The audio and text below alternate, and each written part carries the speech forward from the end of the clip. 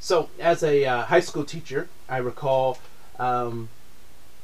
those first days of school. So I would put out the syllabus. I'd do the syllabus, and I would kind of go over it with my class, and we'd talk about my expectations as a teacher, what some of their hopes and dreams might be for themselves out of the class. You know, what do they think they should get, and all that kind of stuff. So it would never fail that I would always have this particular kind of archetype show up. So this one kid that would show up. And one of the top things in terms of the class rules was the issue of respect. So we talk about respect and what that was and all that kind of stuff. And I'd always had this kid that would do this thing. And this particular kid caught my attention because it was just like really funny.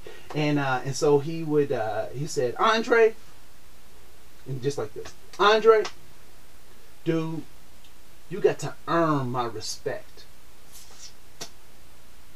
Yeah, that's what he would do. The whole lip thing and everything, right? I thought it was kind of disgusting, but whatever. He thought it was cool. And I said, "So I have to earn your respect?" And he'd be like, "Yeah, you got to earn my respect." And I'm like, "Really? I have to earn your respect?" He's like, "Yeah, you got to earn my respect." Now, how many of you have heard someone say that, either an adult or a friend, or you may have even said it yourself, that you have to earn someone's respect? And I used to buy that until working with young people really taught me some things about this concept of respect and how it's earned and who gets it and how it happens and all this stuff. And so I looked at the student and I said, "Okay, I have to earn your respect." He was like, "Yeah." I said, "Then give me the checklist." I said, "Where can I find the syllabus and when is the final exam so that I know that I've done everything I can to earn your respect?" And what do you think his response was? "You bet it. Yep, you got it. I don't know."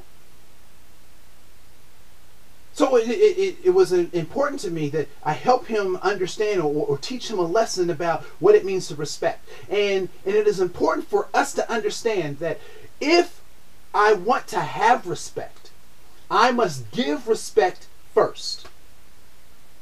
So it is my opinion that you can never earn someone's respect. You can only give someone respect. Now there's some, once you have someone's respect, there are things that you do to maintain that level of respect, that you don't violate your relationship, you don't violate the laws that you set up as a person in relationship with someone else. So there's some maintaining things that you have to do, but to establish that level of respect that you deem necessary for having a relationship with someone, you must first give that respect. Now here's the craziest thing about giving respect. Is it easy or difficult to give respect to someone who's being respectful to you? Is that an easy thing or a difficult thing? And I would say that's a pretty easy thing to do. So what benefit is that to do something easy?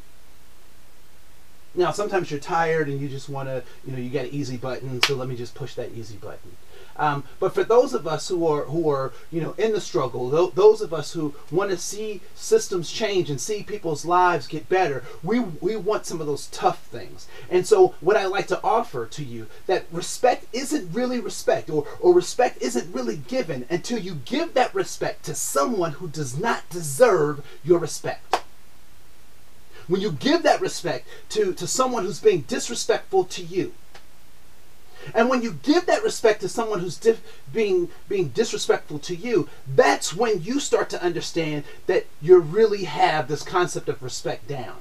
Now, what I hear some people saying, well, if I give somebody respect and they've been disrespectful to me, am I being a doormat? Am I letting people just walk all over me?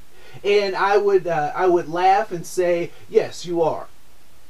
But I would also say that there's a difference between being a doormat and being a bridge. What happens on doormats? Doormats, you walk on doormats, you wipe your feet on doormats. Doormats lead you to a limited place.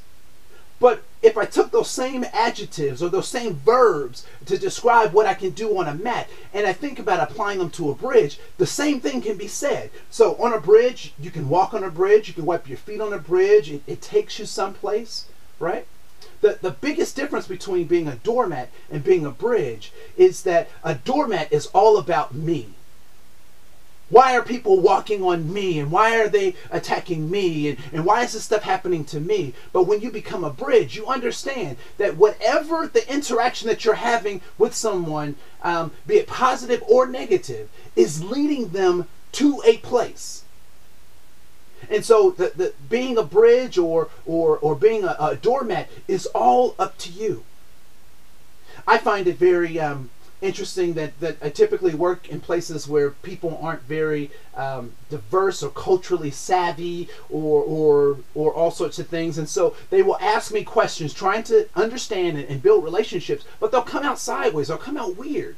And so I have choices to make when people come to me wrong, or when they don't know the right words to say, so they use the vernacular or the words that they know, and so, you know, socially those are awkward moments and sometimes inappropriate. But I have a choice. I can be a doormat or I can be a bridge. And every day I choose to give people dignity, honor, and being human, to give them respect, especially those who do not deserve it, because at that point I become a bridge. I help them get to someplace new. My name is Koen. I thank you. Till next time.